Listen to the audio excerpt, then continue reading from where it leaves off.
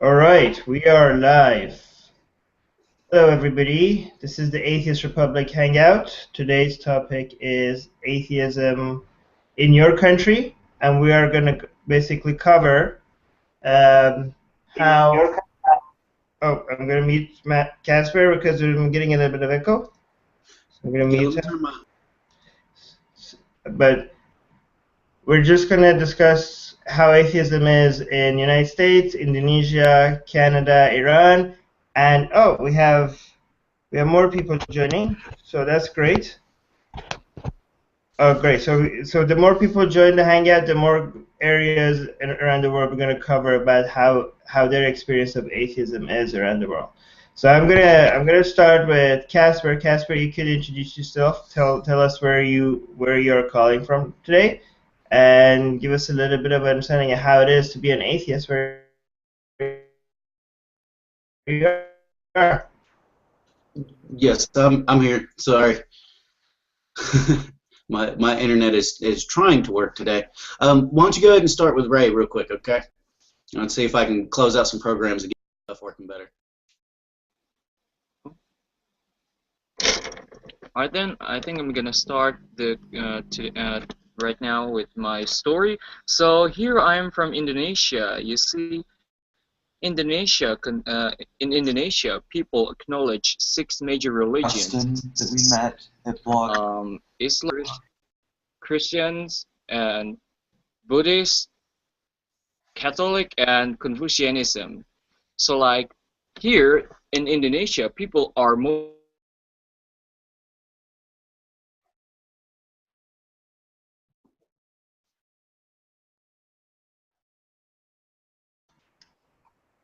as in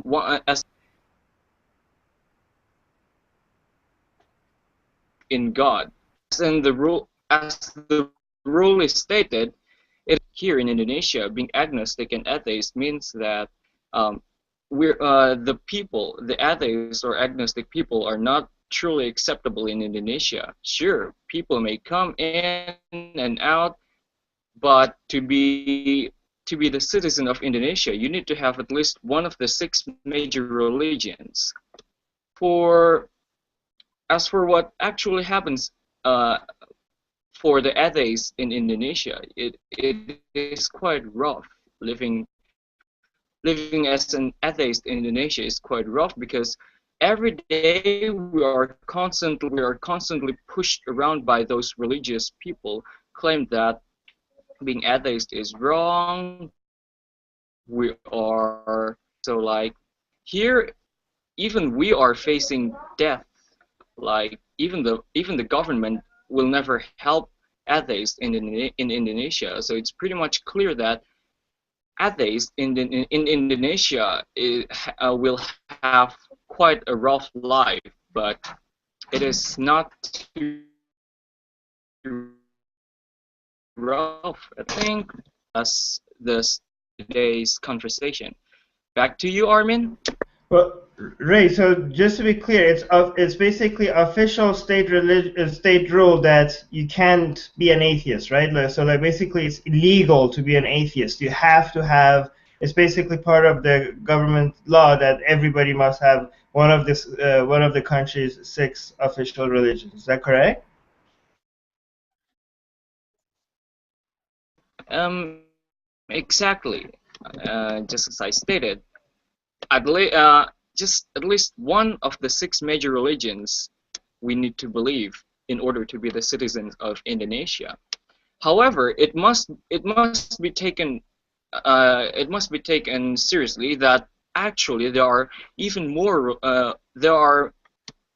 tons of other religions in Indonesia. Although there are minors, I don't even know about the other religions. It's just that they're not as large as the six major religions.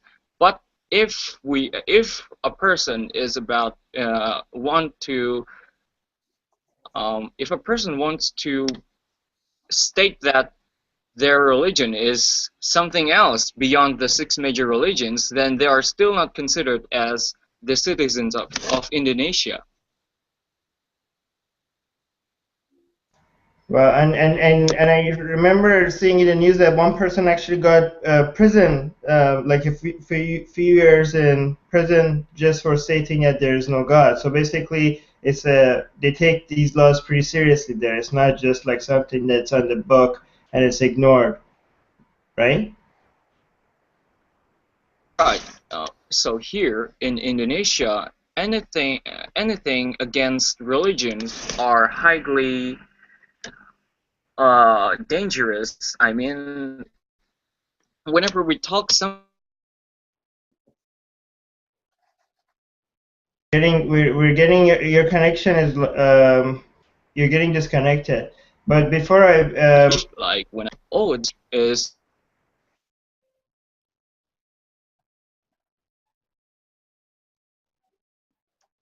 all right, I'm gonna mute Ray because his connection is bad. But I just want to point out that Indonesia is actually a very important country that most people ignore. It's basically the largest Muslim country in the world.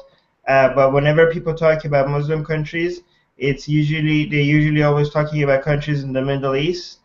Um, and I think and I think it's very important for us to realize this because this is basically a country where I've seen a lot of atheists online trying to reach out to other atheists, and it's really hard for them to do so. First of all, I've seen more atheists in the Middle East at least speak English. So even for them, when they don't have for atheists in the Middle East, it's dangerous for them to be able to express themselves in real life. But some of them have ways to express themselves online to other atheists.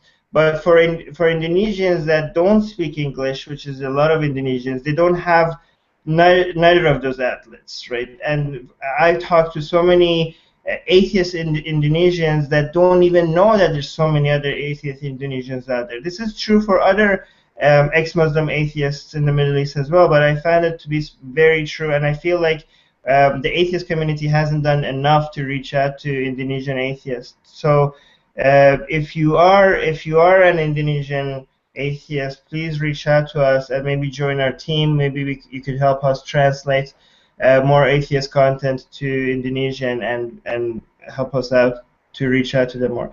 Anyways, I'm going to stop talking about that. I'm going to go out to Casper now. If you want to start, Casper. Okay. Can you hear me now? All right.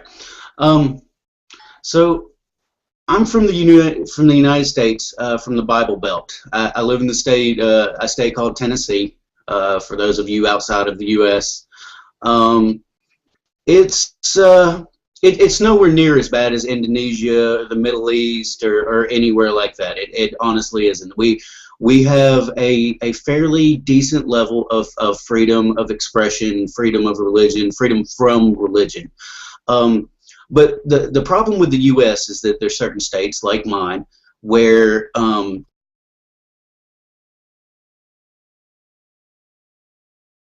and generally it's mostly Christians, but we have a lot of different religions here. I mean, even in the small town where I live, there's a Buddhist temple. There's 2 Jewish temples here. There's 2 mosques here, and so it's we're surrounded by religion all the time.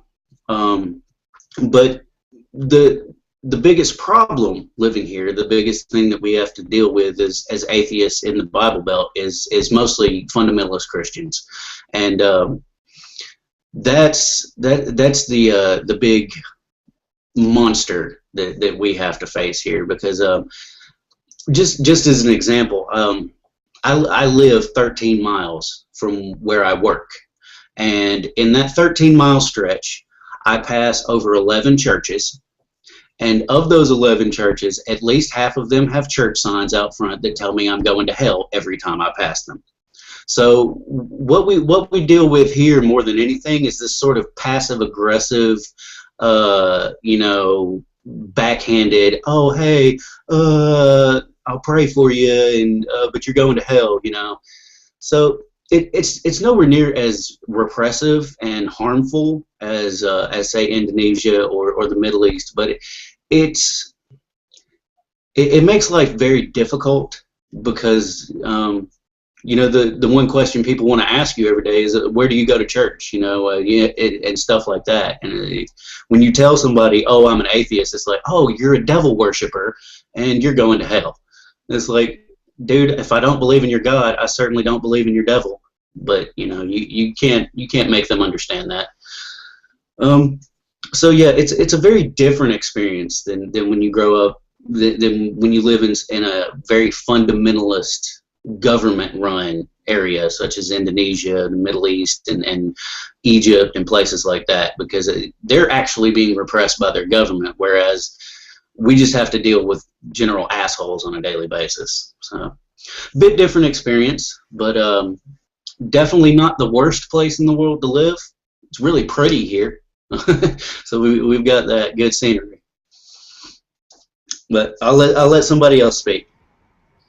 Well, it's not. It might not be the worst place for an atheist, but I think when it comes to human rights issues in the United States, atheists is one of the most discriminated in the United States, and one of the most ignored discriminations. You know, they don't even take it seriously. Like, I mean, half of the stuff that they say about atheists in the U.S., if it was said about any other minority group, would have been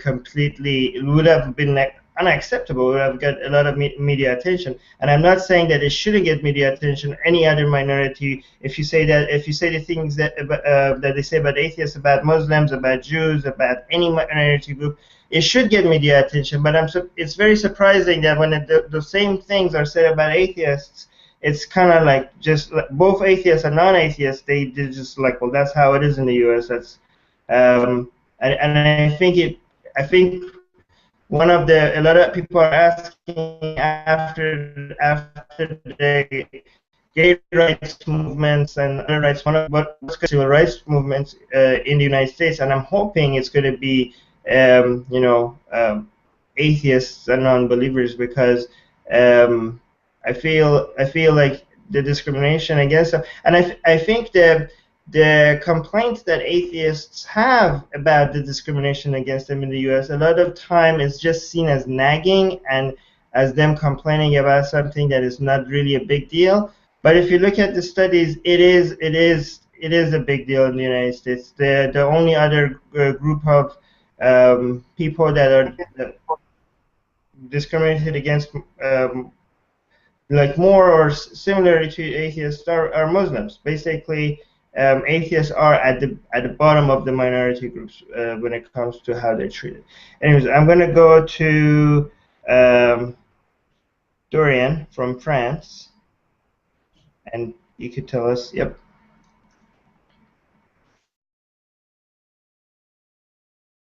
Just unmute yourself before you speak, because your microphone is muted.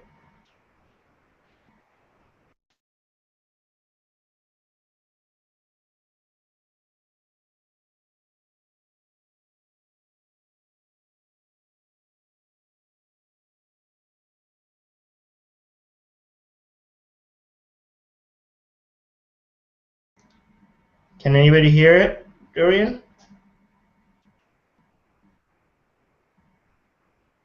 All right, I'm going to move to Michael. Are you there? Hi, yeah, I'm here.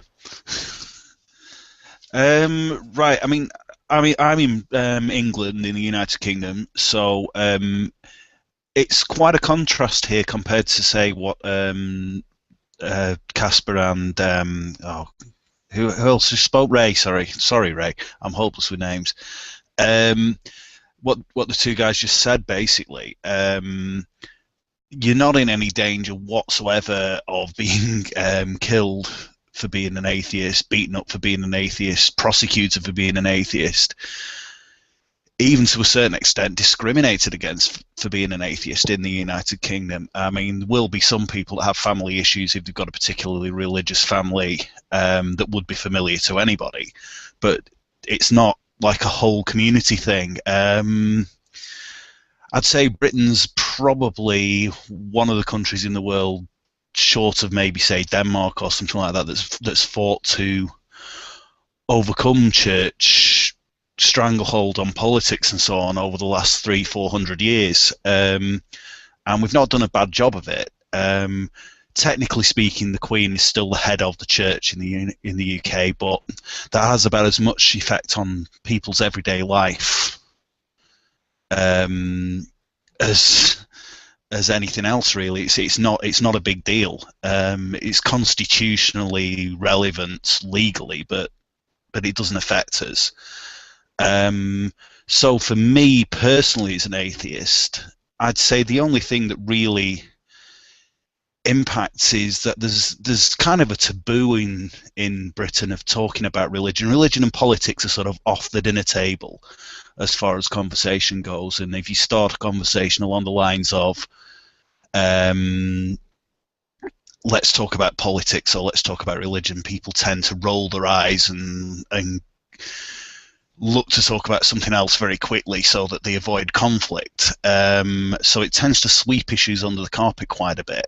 And that's about as far as it goes. I mean, there's this underlying assumption that everybody's kind of Church of England Christian or a Catholic, and people still act a little bit surprised if you actually come right out when somebody says, well, what religion are you? Say, well, actually, I haven't got a religion. I don't believe in God. But it's not like a shock horror reaction. It's just, oh my God, he actually came out and said it, rather than pretending to be a lapsed Catholic or a lapsed Protestant.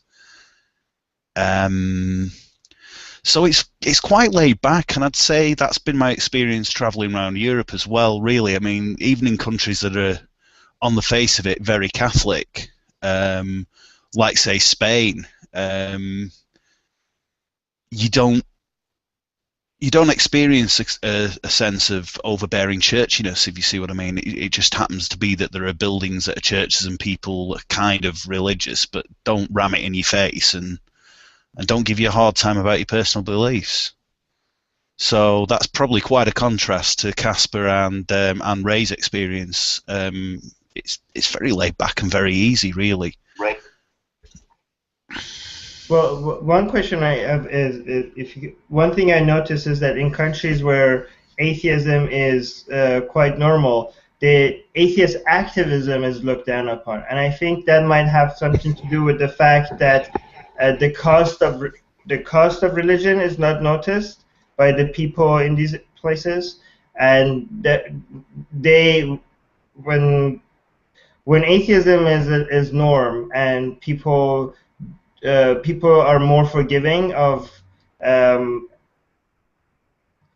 don't associate a lot of harm or cost with a lot of religious views, but atheists, in more religious countries, when they are being affected by it, I feel like in more religious countries, atheist activism is taken a lot more seriously, but it's easier for atheists in not very religious countries to look down upon the atheist activism of the people from their countries. Is that something that you've noticed, Michael? What do you think? Yeah, now that would be an issue. I mean, one of the reasons why I sit here and I'm not on camera is just purely because of the job that I do. To be seen as being an activist would be professionally not good for me. It would put me in a conflict of interest, and I don't really want to have students sitting there and going, oh, heard you on the internet, sir, you were saying some outspoken things about this, that and the other, and actually my mum's religious and you said something bad about religious people. So in some ways it seems absolutely crazy that I'm sitting there here in this country that I just described, where you can be unashamedly an atheist. But yeah, being an activist is an entirely different thing, probably for the reasons you just said. There's this idea that, well, we fought the fight against the church and the war is over against religious oppression. And it's like, well, no, actually, I feel quite strongly about religious abuse around the world, and I feel quite strongly about, say, indoctrination of, especially the indoctrination of British kids to go say to Syria, for example. That's been an issue. Radicalisation of British children is a problem, and that needs challenging. But I would say that that's an issue that it's safe to challenge. Challenging the Christian church is seen as, well, why are you even bothering the nice Christians anymore? Because they're not bothering you. Which they've kind of got a point to a certain extent. But yeah, there are times when you have to raise issues. But then again, it's safe. It's perfectly safe to say challenge the Catholic Church on abuse by priests of children. That's not. There's no, oh, you should be reverent of the church. It's, well, the attitude is, no, sorry, no special treatment for them. Just because they're priests, they don't get to mess with kids. So there are two sides to that, I'd say. Is that helpful? Well, another thing is in the UK, the Muslim population is growing, and it seems like the Muslim population in the UK and in Europe is a little bit less, on average, less liberal than the Muslim population in North America. Is addressing that, and is that something, or like activism in that, or reaching out to the young people, that migrants in the UK, is that something that is a taboo subject among even atheists to talk about, or as you said, is it more about Christianity that's a taboo subject, and talking about the Islamic issue in the UK, is that something that people feel okay talking about? I think people have been quite reticent to sort of come forward and say that, to say attack Islam, because it has previously looked like it's been motivated by racism. And I'd say to a certain extent, pre 9/11, most attacks on Islam probably were motivated largely by just racism. It was just a foreign thing that could be attacked because it was foreign. That kind of paralyzed us for a while in terms of actually tackling issues. Say, for example, the police have been heavily criticised for not attacking child grooming rings, where predominantly Islamic men, like it or not, that is the issue. We're seeing it as a cultural thing that they could do to groom schoolgirls for disadvantaged schoolgirls, take advantage of the vulnerability, groom them for sex, and just basically use them as free prostitutes and pass them around for gang rape. That was allowed to not be sufficiently investigated because they were worried about being accused of being racist. I think we're past that now. I think the lessons have been learned, and the press are quite keen to sort of back the police and say, look, no, sorry, this isn't racism, this is actually dealing with an issue that, like it or not, is an uncomfortable issue and has to be dealt with. So I'd say there's been a change in that. It's similarly, I mean, FGM, female genital mutilation, is a huge issue at the moment in Britain. It's being pursued quite harshly at the moment. It's been very well campaigned for. So tackling the more unpleasant sides of Islamic culture is not something that's taboo anymore in Britain. I think there's still there's a little bit of naivety in terms of some very evangelical style Christianity that's sort of being exported from America. But people are keeping an eye on that, I think, and popular culture. If you look at comedians and people that are sort of at the forefront of actual social commentary, satirists and so on, are quite on the ball regarding the darker sides of religion and things like creationism and stuff like that, trying to sneak in. I don't know. I think, am I rambling a little bit now? I think I'm in danger of sort of going on a bit too much if I'm not careful on this one. No, that was good. That was good. I'm gonna see if Lisa has something to add. Hi, can you guys hear me? I don't have my headset on. Okay, I am also in the United States. I forget the gentleman's name who is in Tennessee, but I'm in Ohio. Originally from South Florida, so I lived in South Florida until I was 35.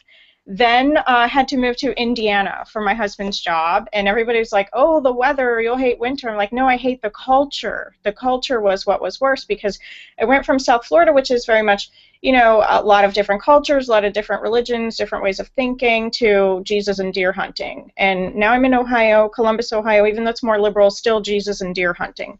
So, like the other gentleman said, it's not like, you know, I haven't been beaten for being an atheist or anything like that. My son has been pushed down in Indiana. He was pushed down in a rock quarry thing because he said, "God damn it." I just get things like, "Oh, well, you need to read Revelations, then you'll change your mind." Like, "Oh, yes, the book I totally don't believe is, you know, anything but a book of fairy tales. That will totally change my mind." Or like he said, they ask, "What church do you go to?" And I tell them I don't go to church, I'm an atheist. And then I get, "Oh, well, you should go to my church, it's non-denominational." Like, okay, but that's still Christian. Like, it's just, you know, very overall pushy culture, and you get asked questions like, "Aren't you afraid you're going to burn in hell?" And, "Well, why don't you pray just in case?" You know, that kind of thing, especially in the Midwest. The Midwest I call the buckle of the Bible Belt. So I'm probably rambling too. No, no, that was, go on. Actually, that was very interesting. If you have, do you want to add more? That's actually, I was, I thought that was a really good insight. Yeah, I mean, it's not as dramatic as what I'm seeing in other places. I actually had a friend, I have a friend who just visited her husband in the Middle East because he's deployed over there, and she was detained in the Dubai airport and body cavity search and everything. I mean, just horrible stuff because they accused her of being drunk when she was getting on the plane. No, I wasn't there. I don't know what the situation was, but, you know, so I guess that's the only thing I know about other cultures and you know, religious laws and things like that, because from what I of course Googled everything when she told me I'm being detained, you know, like, holy hell, what do I do? She's back now though, but yeah, here it's just, you know, a lot of, like, you don't really fit in anywhere. I started a meetup group called Churchless Coffee, and I've met a couple of local women who are atheists, but other than that, you know, you have friends who are Christian and they're nice and all, but you have that certain thing, like what the other guy said from Tennessee, like, "Well, I'll pray for you." Okay, well, I'll do a rain dance for you, you know. It's just that kind of thing. Indonesia sounds, I had no idea how bad it was in Indonesia. That's kind of like something I learned here in the United States recently. I will never buy more Girl Scout cookies because I've learned that as a Scout you get kicked out if you're an atheist. Well, I think that's just Boy Scouts. It's not. I think Girl Scouts are good. I'm not sure about that, but I think it's just the Boy Scouts that are like that. Yeah, I looked it up. The Girl Scouts take an oath to God or something too. Okay, I didn't know that. I thought they were more accepting. I just want to mention that I think, you know, a lot of people, you know, just because other places have it worse doesn't mean that like in the UK and in the US people don't have, if there's any, if religion tries to get involved too much in politics or tries to have it their way more than, you know, I think, you know, religious discrimination, it should be fought against, even if it's not as bad as other places, you know. Just because other places have it worse doesn't mean that we don't fight for our rights in our country, right? I mean, but we can at the same time acknowledge that other places have it worse, but that doesn't mean that we have to accept any kind of mistreatment. One thing that recently was in the news was Ayan Hirsi Ali mentioned that you know, for example, gay people in many countries get killed for just being gay. But she said in the United States, the worst thing that could happen to you if you're gay is not have, I think she said, like, not have cake served to you. And I don't think she was saying that that means that we don't fight for gay rights in the United States. It's true. It's true that gay people have it much worse in the Middle East than in the United States. It's okay to say that because it's true. But at the same time, just because that it's true, it doesn't mean that we don't continue fighting for gay rights in the United States. Because guess what? Gay people still don't have it the same as other people when it comes to their rights. And as long as it's not the same, we have the right to fight. Women's rights issues also, for example, in the United States or in Canada, is much better than most countries in the world, but it's still not equal. Women are still getting paid less than other people in the United States, and you could acknowledge that women have it worse in other places, mention that, and at the same time still continues to fight for women's rights in the United States. I don't think pointing out that other places have it worse that necessarily means that we should be okay with how we have it here in Canada, United States. Anyways, I'm going to mention. I lived most of my life in Iran, and now I'm in Canada. So I'm going to just mention a little bit about Iran. In Iran, technically, if you don't get to decide that you're a Muslim. If you're born from a Muslim, if somebody is officially recognized as Muslim, when you are a son of or a daughter of a Muslim, you're a Muslim. And if you leave Islam, you are basically supposed to be executed. You're supposed to die, and that's something that in Iran has been carried out a couple of times. Most of the executions in Iran have more to do with political issue than theological issues, but people still do get death penalties for religious issues. It's still like, but there are still a lot of atheists living in Iran. It's just that as long as you're private about it, as long as you just talk to your friends about it, you're safe. But if you decide to all of a sudden talk in social media about it, blog about it, write about it, then you might get executed by the government. You could be at risk of getting executed by the government. The thing is that it's really inconvenient for them to do that because they don't like the international attention, but at the same time they don't want to look as if they're gonna just let somebody leave Islam and let it go, because then you're gonna have a lot of religious people being like, what the hell? We have these rules for a reason. One thing, there's even when a lot of different there's a lot of different groups in the government. So while maybe some branches of the government wouldn't like the international attention of killing somebody for their atheism, but still, if you get, if a judge figures, if you're in front of a judge and he realizes that you left Islam, he might not really care about the international attention, and he just might say, yeah, execute this guy, he left Islam. I once got arrested in Iran because I was driving in a car and I had a girl, which was not my girlfriend but my friend, in the car, and I was stopped by the police, and they asked me if she was related to me. They asked me if she was my sister. I said no. They asked me if she was my cousin. I said no. They're like, well, then you're arrested.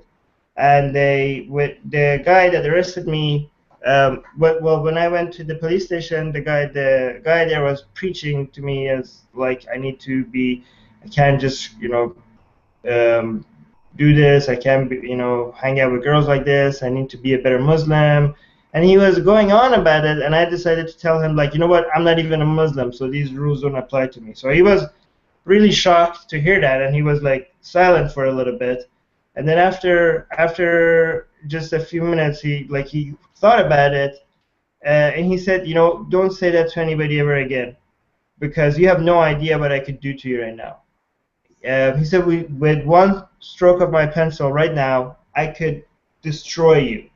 And he was actually, even though he was like a religious guy and he was the head of his division, and he seemed like a guy that has arrested a lot of people for like just for bad hijab or hanging out with the opposite sex in the public, which is not allowed. I think even he was all of a sudden worried about my safety, and I think he was telling me that if it was anybody else than him, my life would be ruined by now. But he was genuinely concerned for my. He managed to scare me.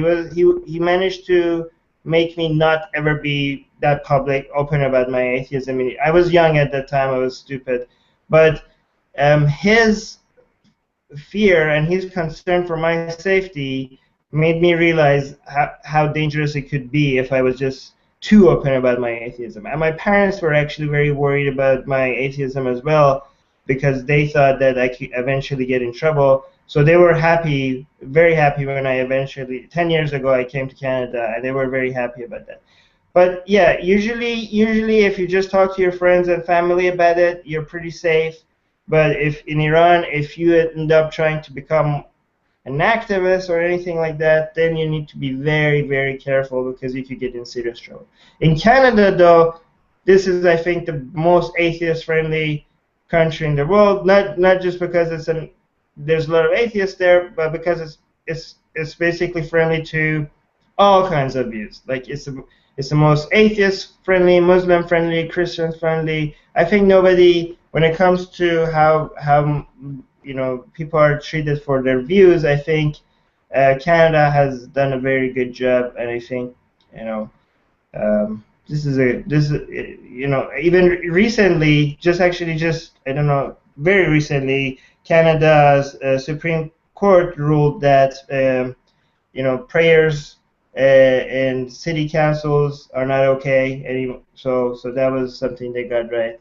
So, and some Christians are, so Christians here claim that they're being discriminated. I've been to a lot of churches here, and I keep hearing that, but I think they're just unhappy that they're not getting their way.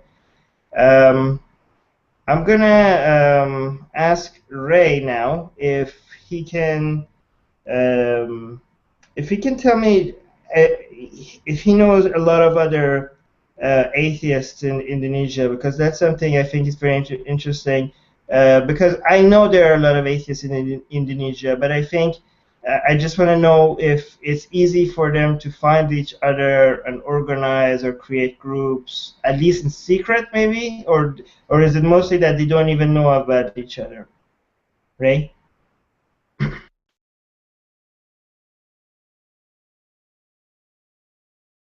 Can anybody hear Ray? Let me see. Oh, there you go. Go on. Alright, so being an atheist in Indonesia, it's quite tough for atheists here to interact with each other by online or offline. Sure, I know that there are lots of other atheists in Indonesia, believe me, but they always go into hiding, knowing that the people here actually hate them. The people here don't want to see atheists in Indonesia. That might show some disgrace upon the religious country of Indonesia. However, I just know that there are other atheist communities in Indonesia, albeit a little bit small, and also they don't hang out quite often. In fact, I rarely see them. I never actually see them hanging out in real life. That's because this shows actually just how hard it is to be an atheist in Indonesia. And I think. Well, Ray, what do you think people could? Yeah. What do you think people could do to, bring more, help out atheists, at least atheist activism? Even though there's a lot of atheists in Indonesia, I feel like there's not that much atheist activism in Indonesia, because the government has made a good job at trying to keep people silent. I feel like in the Middle East, even though it's very dangerous to be an atheist, but there seems to be a lot of people have done a very good job in the Middle East as trying to create, secret underground atheist movements in the Middle East. There's the people have content is getting translated very fast. Information is being passed around between atheists in the Middle East, and they have all these Facebook groups and online secret chat groups and everything. I feel like that hasn't happened in Indonesia. And what do you think we can do to help with that, especially given that a lot of people in Indonesia don't speak English? See, that's one of the problems, just as what you said, Armin. Here in Indonesia, not many people can speak English fluently. And second, our enemies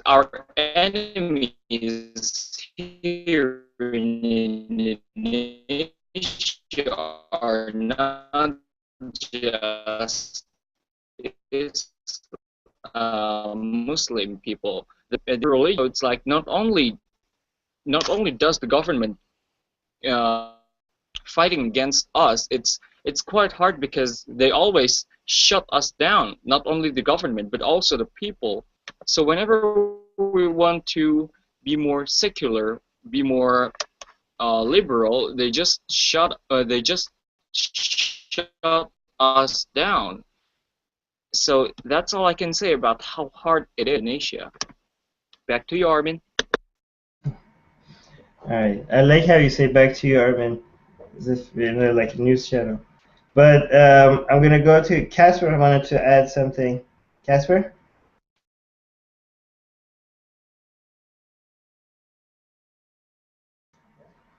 Casper, you there?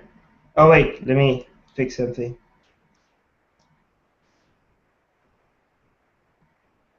Casper? All right, I guess we don't have Casper.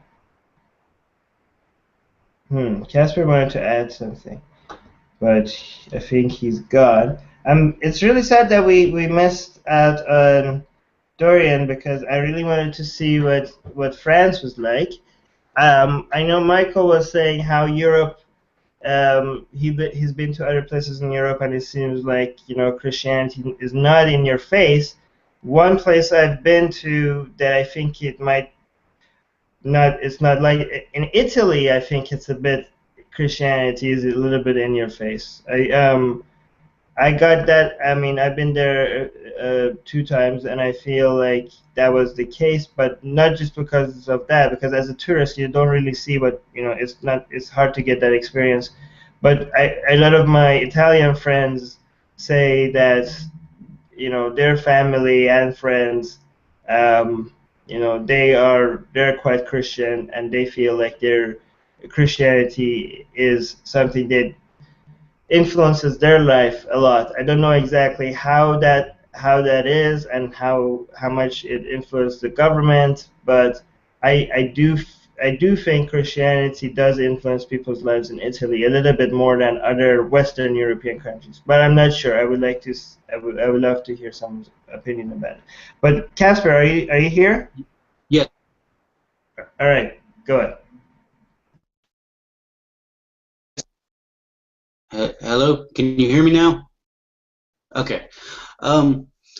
Yes, I just wanted to say that one of the things that I get a lot here in Tennessee, as well as online, is I get a lot of people asking, hey, you live in the U.S. It's not that bad there. Why are you complaining? Why are you always, why are you writing these books? Why are you sitting here on Atheist Republic speaking bad about religion and always criticizing things? And what I always try to point out to people is, when you have a platform and the freedom to actually speak, it becomes more than just something that you can do. It becomes something that you're sort of obligated to do, because there are people like Ray that are in Indonesia or the Middle East or anywhere else that they need you to speak on their behalf. Ray doesn't have a voice, except through us, and that's not fair. That's not right. And if I have the freedom to speak, then I should speak on his behalf. I can at least speak as an atheist and say he should have the right to speak his mind and to say what he believes.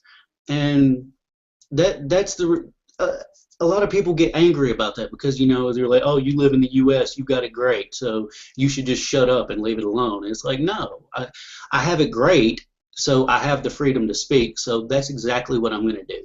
And I don't do it for me. It's not about me. It's about all the people that don't have a voice. I have a voice, and so I try to put it out there for them. And I think like Michael said in the UK, where it's sort of there's this comfort zone where everybody's just like, oh, that's taboo. We don't really talk about religion. We don't talk about politics. That stifles the conversation. It shuts everything down, and people get complacent. And then when you bring it up, they're like, oh, you're being a jackass. Well, no, I'm just trying to fix something that's a problem, and it may not be a problem for us right here, right now, but it's a problem for other people all around this planet. And so until it's not a problem for everybody, it is a problem for everybody. And so we have to address it. Back to you, Armin. All right, that was good. Lisa, do you wanna add, you wanted to mention something? I saw in the chat group. Yeah, I mean, I'm just agreeing with everything Casper says. You know, we don't live that far apart. Well, actually, I don't know how many hours it is or whatever, but I do experience that. Just don't talk about it, even within my own family. Like, my husband is he calls himself a recovering Catholic. So he was raised Catholic. You know, it's a very much ingrained thing. He identifies as agnostic, but even he tells me, you know, I just think people shouldn't talk about it, and I think people have to talk about it, because if we just sit around and don't talk about it and don't try to do something about it, that's how these horrible things happen, like in the Middle East or, you know, Nazi Germany. You know, everybody just sort of sat around and said, oh, the little guy with the mustache says we kill the Jews, you know, yeah, he must be right. You know, we can't just go along with things, and yes, we have to speak up for other people. Also, being a woman, I'm horrified at what the Republican Party is doing in the United States. It's becoming The Handmaid's Tale. If you haven't read The Handmaid's Tale or seen the really old movie, that is exactly what the United States is heading towards. Just women, you know, being totally stripped of their rights. You know, it's becoming crazy. I think religion is a form of insanity anyway, but, you know, try to make everybody believe that. Thank you, Lisa. That was insightful. But one thing I want to add, because we're almost done, before we finish this, I wish we had more people from some Arab countries or Turkey here, because that would be also very interesting to hear. But one thing I've noticed when it comes to talking to people in these areas, when non-atheists, when they hear about secular or atheist activism, what secularism I found means to them is what secularism means in Western countries. You know, in Arab and in other countries in the Middle East, people are a lot more, on average, they're a lot more aware of their history than some Western countries, and I find that they find their history to be a lot more relevant to them today. You know, for a lot of people in the Western countries, they just see history as just something that is over, and they're just looking at the present and the future. But for a lot of people in the Middle East and the countries surrounding them, history is not something that you just forget. A lot of the decisions that you make and a lot of the views that you have about people today is based on your understanding of your country's history. So secularism, for example, for people around there, means something to a lot of people, means what Ataturk did, or what Reza Shah did in Iran, or what Ataturk did in Turkey. And that's very different from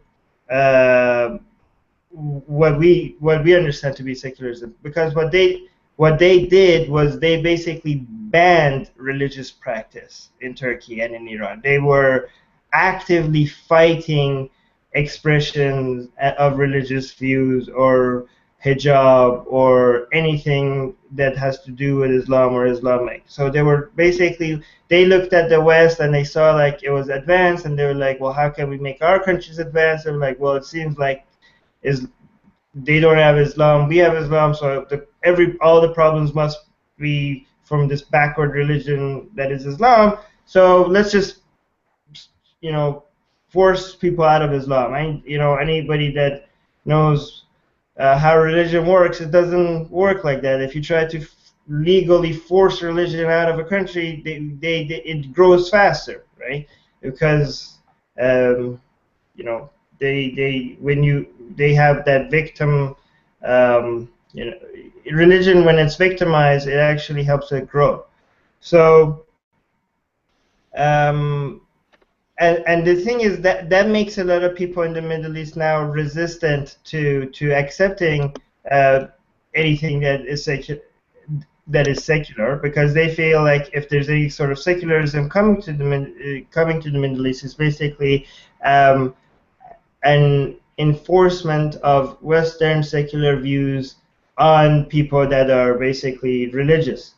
And that's not what secularism is. Secularism is basically allowing everybody to express their views regardless of their religion. Secularism is not as they understand it, the government forcing irreligion. Secularism is just the government staying out of religion and letting people do whatever the hell they want with their religion or leave religion.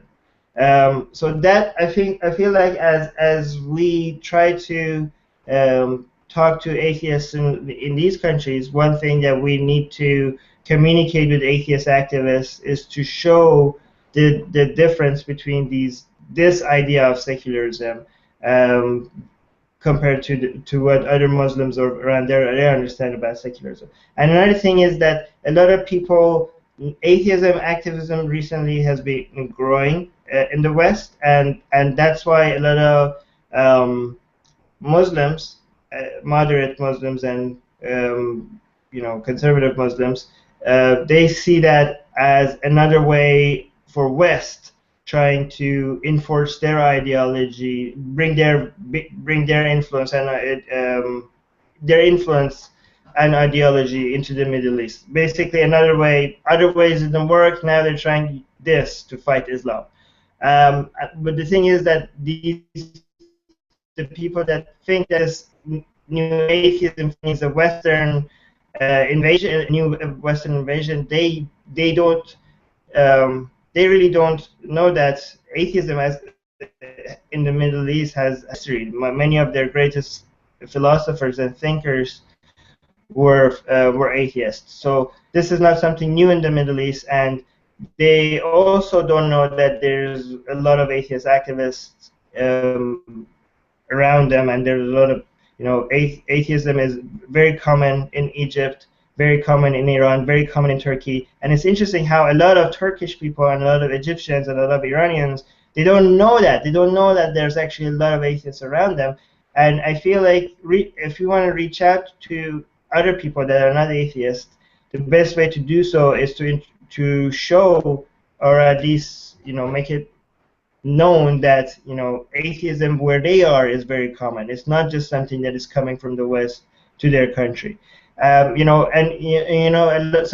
when I say that, people say like, why do you want to reach out to Muslims about atheism? Can you just like fight for atheists instead of trying to convert Muslims into atheism? Like just focus on your own people. But here's the thing: when reaching out to religious people regarding atheism is not just about trying to tell them why they should be atheists. It's also about trying to show them how atheists are just normal people like them.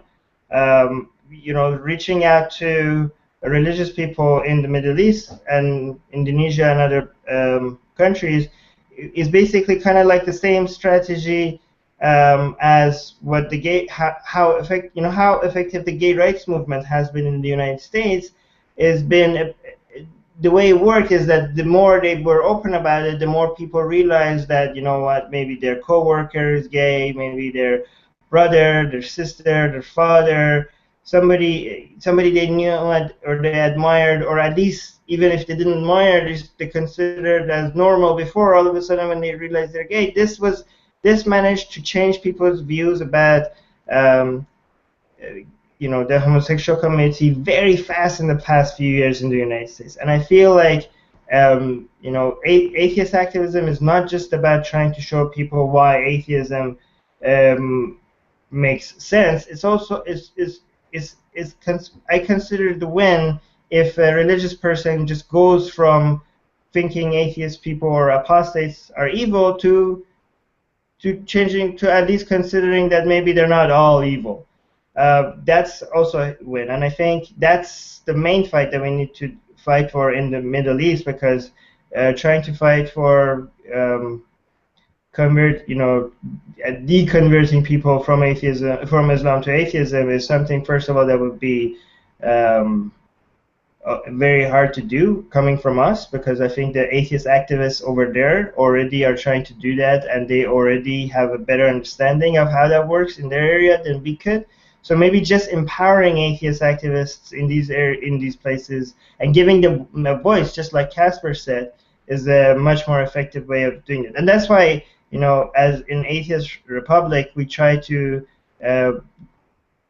let atheist activists join the Atheist Republic from wherever they are, and basically we give them a platform to voice their opinion. If they want to blog, if they want to post videos on our YouTube channel, or if they want to record their voice for our podcast, or they just want to come to these hangouts and let their voice be heard, or like Ray, for example. Ray is one of our translators, and he's translating our English blogs into Indonesian. So that would make a lot of our content on our website available for people in Indonesia. And I think if anybody else wants to help us, help Atheist Republic reach out to more atheists in their country, you could just go to our website and just join our team. And if you have ideas or any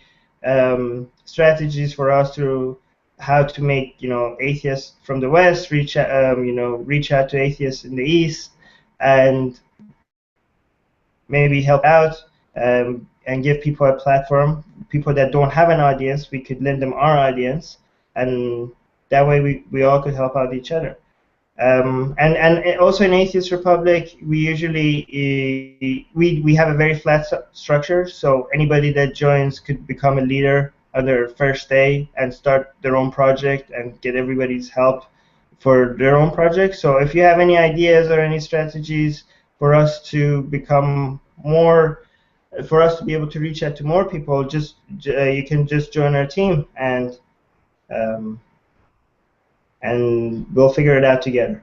Anybody else wants to add anything? All right. I'll just flip back to when you said about an appreciation of history and so on. I think one of the things that if you study English history, it's really obvious that, say, if you go back to Tudor times, for example, England was a theocracy. England was either a Catholic theocracy or a Protestant theocracy, and kind of flipped backwards and forwards. There was huge religious persecution, and we have that in our history as a kind of cautionary thing, and I would assume it's the same across most of Europe. And we have that sort of, this is what happens when religion is politics. When religion is politics, we have this appalling situation that we will not go back to, and we see the parallel to it in the caliphates that they're trying to sort of bring about in the Middle East at the moment, and think, oh my God, this is what we learned about in history. It's like 400 years ago in our history, and we fought so hard and so long to separate politics and religion. And I think that it's a shame that it's almost like you're sort of watching countries and thinking, please don't let it take them 400 years to reach the same point. Please let it accelerate in some way. But then, like you said, Armin, earlier, if you force it, people just dig in. If you try to accelerate the process, if you try to artificially push it, then you get this kind of digging in and this sort of this fear of they're trying to take our God away and they're trying to force us to not have our God, and we need this consolation of afterlives and God knows what else. We're afraid of a godless existence. I think we've got to sort of be out there. We've got to be an example of, look, hang on a minute. We live in Britain, for the most part now, is a secular democracy in all but its constitution in the most formal way. It's pretty much a secular democracy and is run as a secular democracy now. But we see this kind of backlash around the world where this kind of pushing's happening. There's almost this irony that the United States sits there with a constitutional separation of church and state, and yet church is such a massive part of politics, whereas in Britain, nominally, we're run by the head of the church is our head of state. Yet we're a secular democracy. It just seems crazy. But the history side of things, I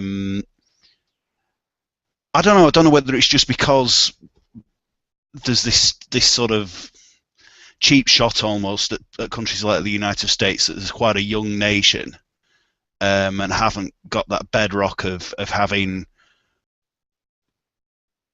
not looking back on, say, 1,000 years of the church absolutely ran it with an iron fist, and now it doesn't.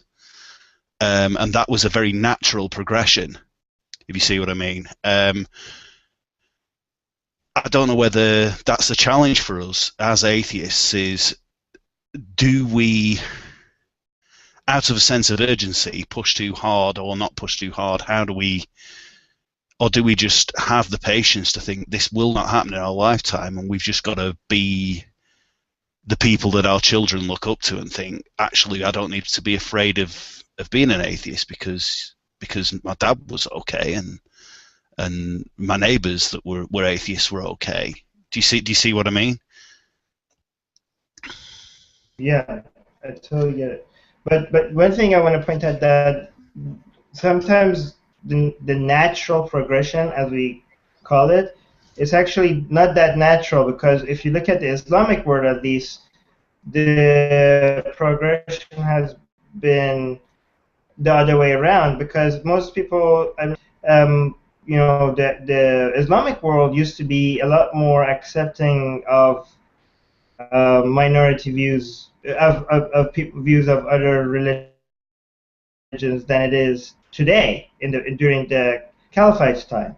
During the first the Arabs, then the Turks, then all of every ISIS, I think, doesn't really know its history, because they think the ISIS view of the Caliphate is this religious leader. But if you look at the Caliphate position, leaders deciding what's religious law, and the Caliphate had nothing to do with that. His role was just to provide a safe place for Muslims to live. He was not supposed to be a religious. The Shias have their religious leaders, but the Sunnis, they didn't have a religious figurehead like a pope ruling over the country. The Caliphate position was supposed to be a position when Muhammad died. He was supposed to be the last, divine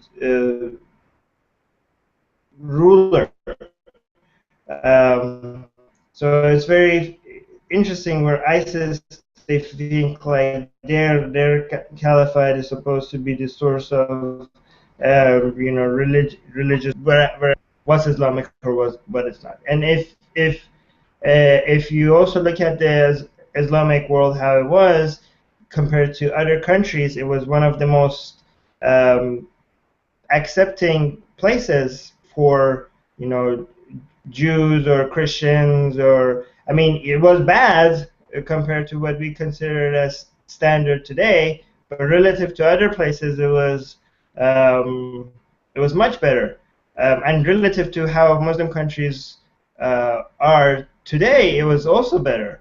I mean, we have a lot of interesting atheistic quotes from some of the greatest philosophers and thinkers within the Islamic world during the times of the Caliphate, and you read them and you're like, wait, how did this guy not get killed? Like, if he said that in Iran today or in Egypt today, he wouldn't be able to get away with it. But apparently, he was able to get away with it back then. So a lot of people say like, oh, Islam have, you know, Christianity, Islam. That's why it's a little bit, you know, it went through, you know, a crazy period. Now it's a little bit more relaxed. So just give Islam the same time, and it will happen. I was like, that's just, you know, just because it happened, you know, the factors that determine these things are much greater than just time. It's, you know, you can't just go by, you know, sample. You know, your sample size is just one, and you're looking at Christianity, and you're like, okay, well, that must be the natural progression, and it's eventually going to happen with Islam. Well, if you look at with Islam, it's actually went the other way around. So you can't.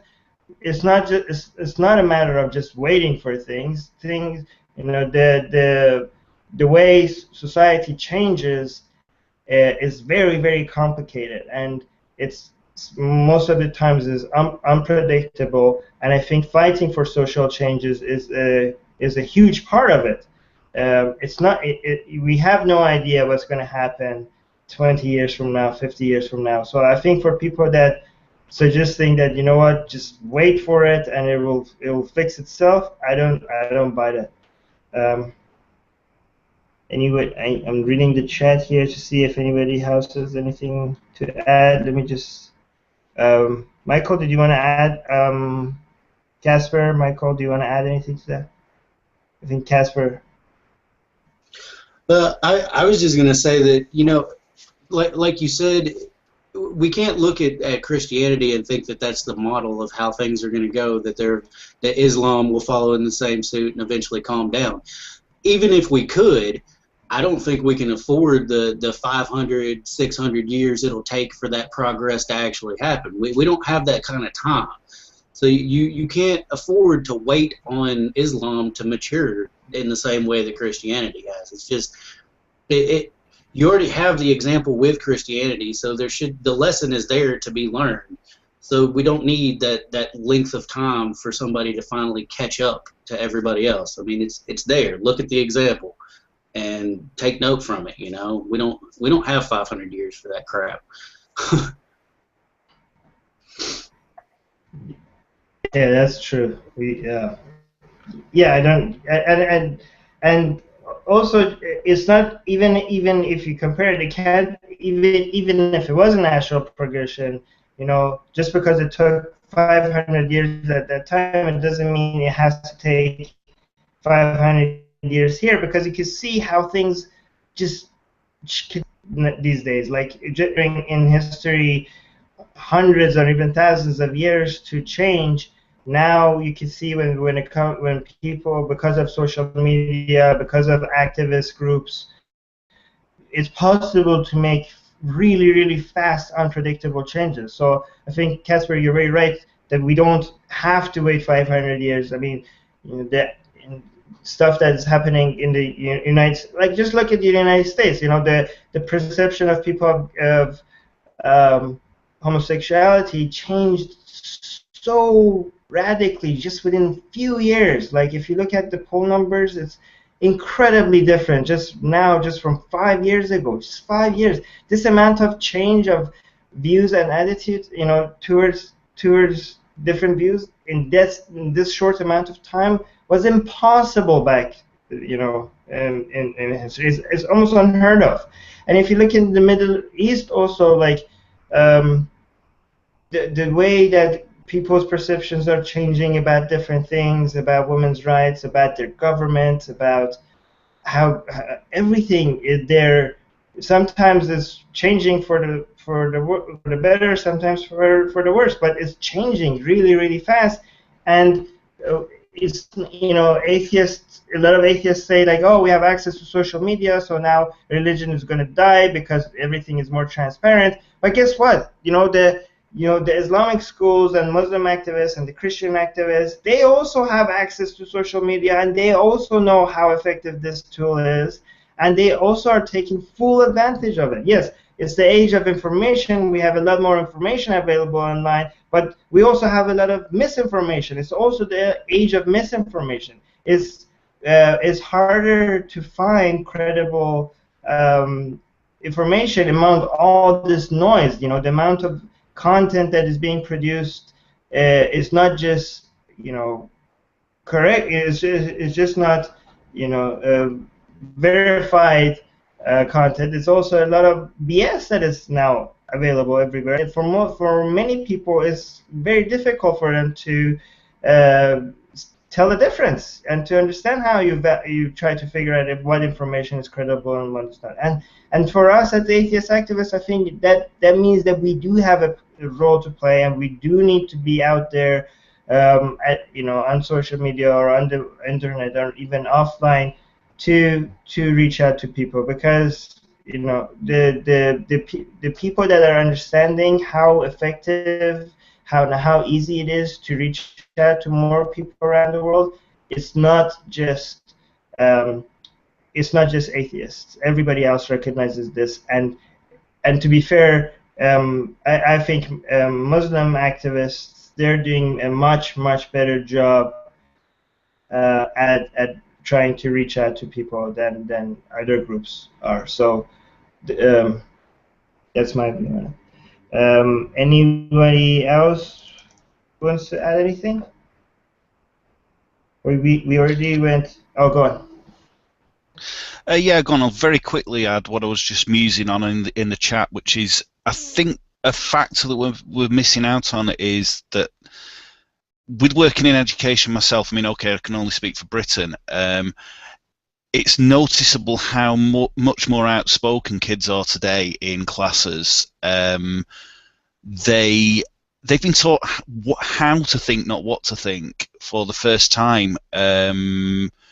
In my living memory, we have a generation of kids who aren't being necessarily taught to think a particular thing. They're just being given the tools to make their own minds up. And they're making their own minds up to be secular. And they're going to grow up.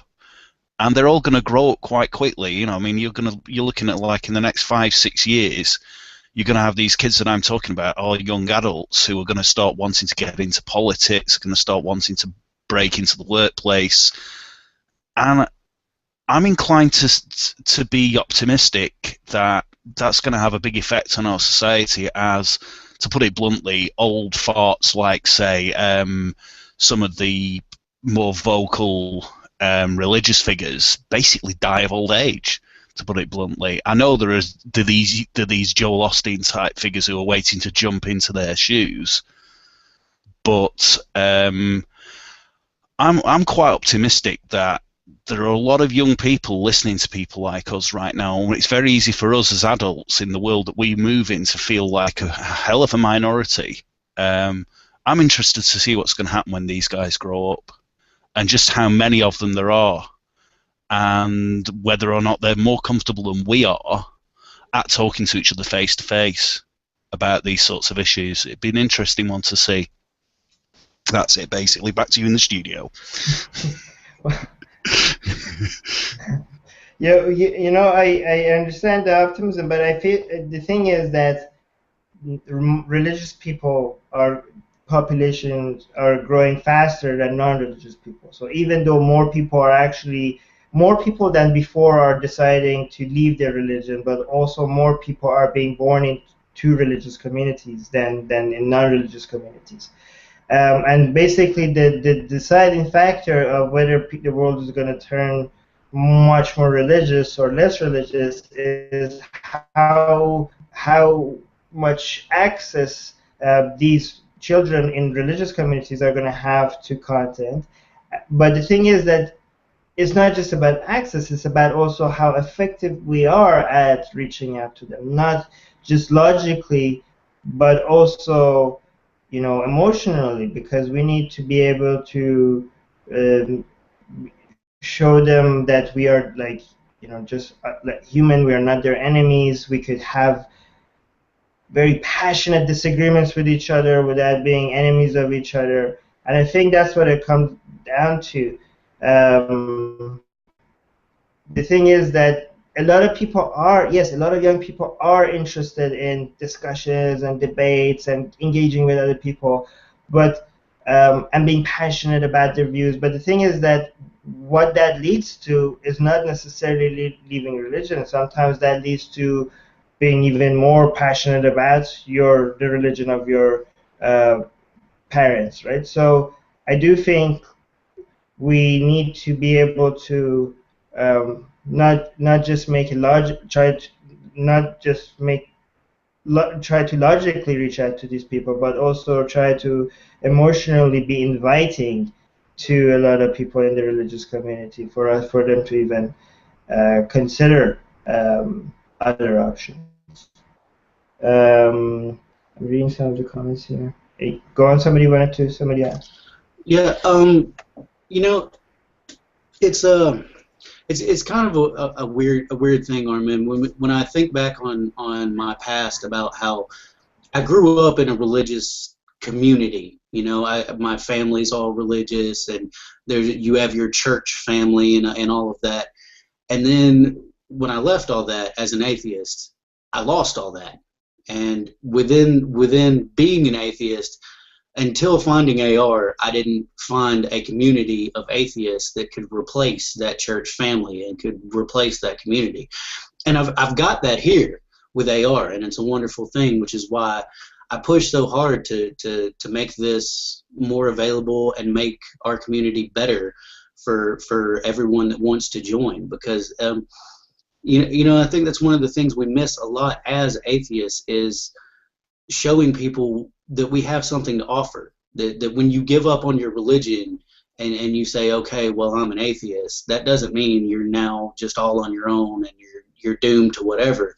Like there is an atheist community out there if you want to be a part of it, and it has something to offer. You know, we invest time in understanding philosophy and all sorts of political ideas and stuff, and you know, there's a lot to offer there in this community. So I think that's one of the things we need to focus on too, is showing people that this community has something of value to offer for people. If you leave your religious community and your religious family, you can find a home here. You can find a community and a family that has something to offer to you. I think that's one of the things that we need to focus on within our community, but as atheists in general. You know, it's not a dead-end road, and a lot of people really think it is. Like, a lot of people think atheism just leads to selfishness and nihilism, and it's all self-centered, and it doesn't have to be that way. I mean, that's a choice that each atheist can make, but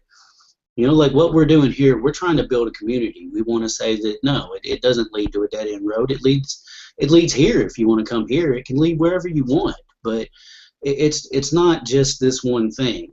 So Yeah, that's a great point. Anybody else has anything to add?